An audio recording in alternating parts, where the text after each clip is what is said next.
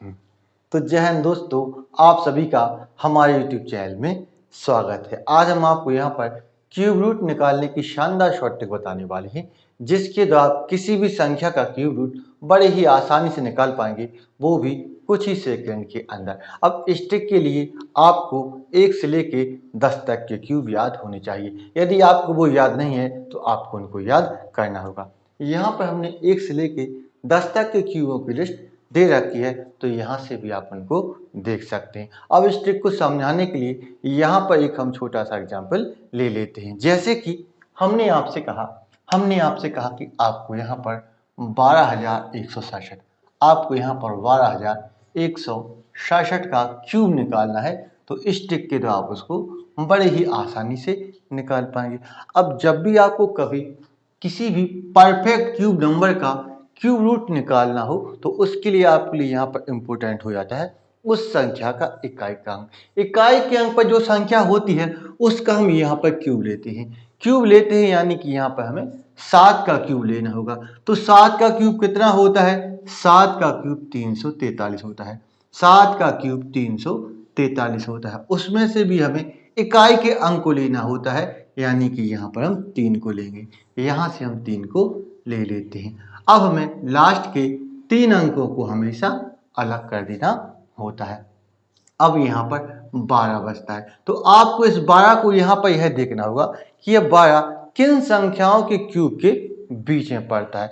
तो ये 2 और 3 के क्यूब के बीच में पड़ता है, क्योंकि 2 का क्यूब 8 होता है।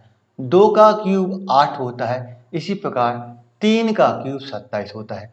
3 का क्यूब 27 होता है। तो कहीं ना कहीं यह 8 और 27 के बीच में 12 पड़ता होगा। अब आपको यहाँ से हमेशा स्मॉल नंबर लेना है, छोटी संख्या को लेना होता है। तो यहाँ पर 2 और 3 में कौन छोटा है? तो आप लोग बोलोगे कि 2 छोटा है, तो यहाँ पर हमें 2 रख देना है।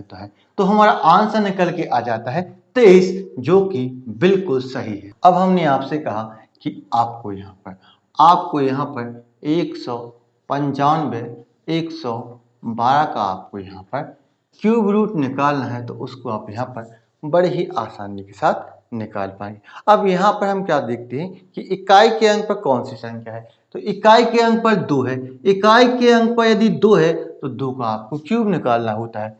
तो 2 का क्यूब कितना होता है? 2 का क्यूब 8 होता है, और उसमें से आपको इकाई के अंक को लेना होता है, यानी कि यहाँ से हम 8 को ले लेते हैं। यहाँ से हम 8 ले लेते हैं।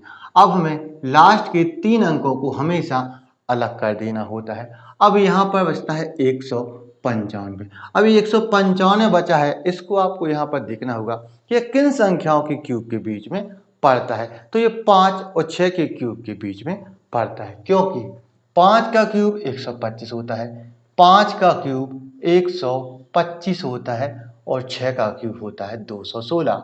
6 का क्यूब होता है 216। तो कहीं ना कहीं ये 125 और 216 के बीच में 195 पड़ता है। अब आपको यहाँ से हमेशा स्मॉल नंबर को लेना होता है, छोटी संख्या को लेना होता है। तो 5 और 6 में कौन छोटा है? तो 5 और 6 में 5 छोटा है। तो आपको यहाँ पर 5 लिख देना होता है। तो आपका आंसर निकल के आया। आपसे कहा कि आपको यहाँ पर 636 056 का आपको यहाँ पर क्यूब रूट निकालना है। तो उसको आप यहाँ पर बड़े ही तसल्ली के साथ निकाल सकते हैं। अब यहाँ पर हमें क्या देखना होता है कि इकाई के अंक पर क्या संख्या है। तो इकाई के अंक पर 6 है, तो आपको यहाँ पर 6 का क्यूब करना होगा। तो 6 का क्यूब क्या होता है? 6 का क्यूब 216 होता है। 6 का क्यूब 216 होता है, और उसमें से आपको इकाई के अंक को लेना होता है, यानी कि आपको यहाँ से 6 लेना होता है। तो यहाँ से आप 6 ले लेंगे। अब हम क्या करेंगे? लास्ट के 3 अंकों को हमेशा अलग कर देंगे। अब यहाँ पर क्या बचता है? 636। तो आपको यहाँ पर यह देखना होता है कि 636 है किन संख्याओं के क्यूब के बीच में पड़ता है। तो ये 8 और 9 के क्यूब के बीच में पड़ता है, क्योंकि 8 का क्यूब होता है 512। इसी प्रकार 9 का क्यूब होता है 729। तो कहीं ना कहीं ये 512 और 729 के बीच में 636 पड़ता है। अब आपको यहाँ से हमेशा छोटी संख्या लेनी होती है, तो यहाँ पर 8 और 9 में क्या छोटा है? 8 छोटा है। क्या छोटा है? 8 छोटा है। तो आपको यहाँ पर 8 लिख देना होता है, तो आपका आंसर निकल के आ जाता है 86।